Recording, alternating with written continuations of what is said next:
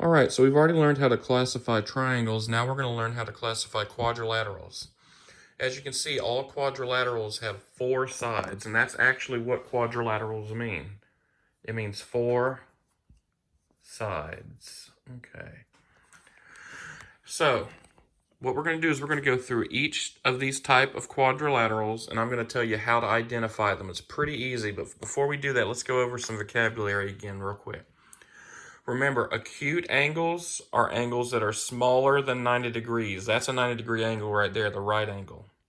Obtuse angles are bigger than the right angle. So think of acute as a small alligator mouth and obtuse as a large alligator mouth. And then a right angle is a perfect angle that you can fit a piece of paper into. I don't have a piece of paper right now, but you get the idea. Okay? Also, we're going to be talking about parallel lines. I know some of you know what parallel lines are. If you don't, parallel lines are like railroad track lines. They go right beside each other. They never meet. If they go on forever, they will never touch. You can remember the word parallel because there's actually parallel lines in the word parallel. See that? Two parallel lines, okay? So let's start with the easiest quadrilateral that everybody has known since preschool. That's the square. Okay? So the square, you can easily tell a square because all of the sides are the same, and that's what I'm marking these markings for. One mark on each line means that all of the lines are the same length. And also, a square has all right angles, all 90-degree angles. Okay? And that's pretty much it for the square. All the sides are the same, and all the angles are 90-degree right angles. So it might look like 1 inch, 1 inch. We could write 1 inch all the way around because a square has the same side, the same length on each side. Okay?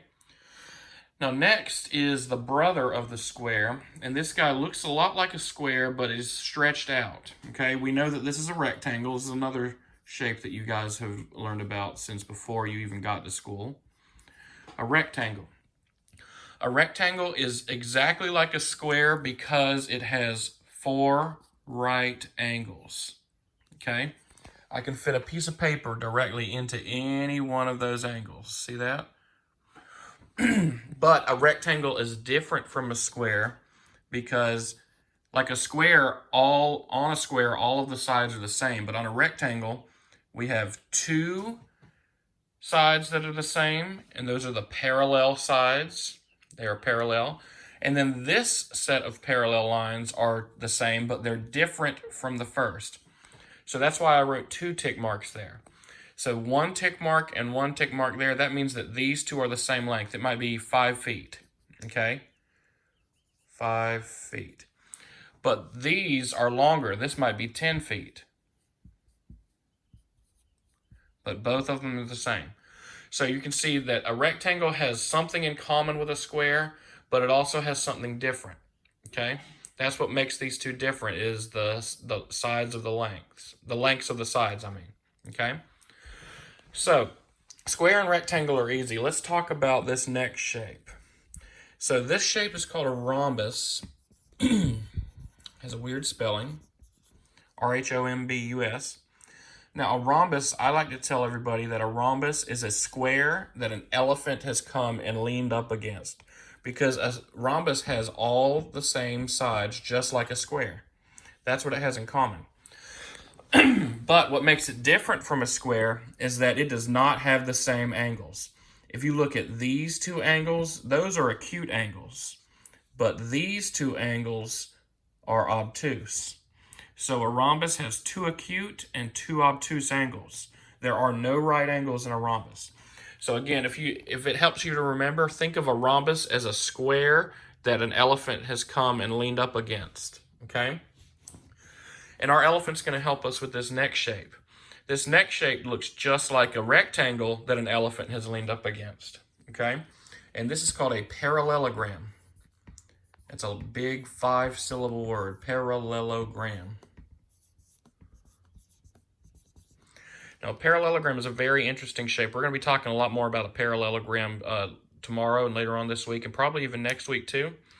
But all you need to know for now is that a parallelogram is a lot like a rectangle because it has one pair of parallel sides that are the same, and it has another pair of parallel sides that are the same, but not all the sides are the same like a square or a rhombus. Okay? A parallelogram is like a rhombus because it has two acute angles and two obtuse angles. Notice how the acute angles are opposite and the obtuse angles are opposite. Just like here on the rhombus. Acute are opposite and obtuse are opposite. So before we go on to the next shape, let's review real fast. A square has all the same sides and all the same right angles. A rectangle has all right angles, but not all the sides are the same. The top and bottom are the same, and the left and right are the same. So two pairs of parallel lines that are equal.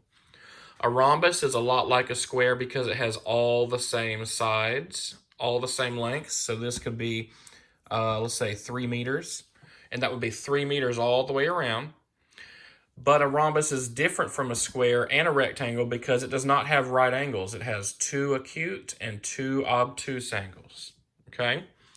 A parallelogram is a lot like a rectangle because it has the top and the bottom having the same length and the left and right sides having the same length, but not all the sides are the same length. And a parallelogram is a lot like a rhombus because it has two acute and two obtuse angles, okay?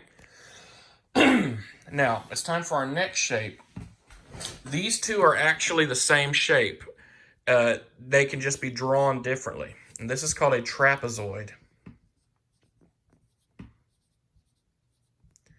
And I like to tell everybody that you can remember a trapezoid because it looks a lot like a triangle that an elephant has stomped on.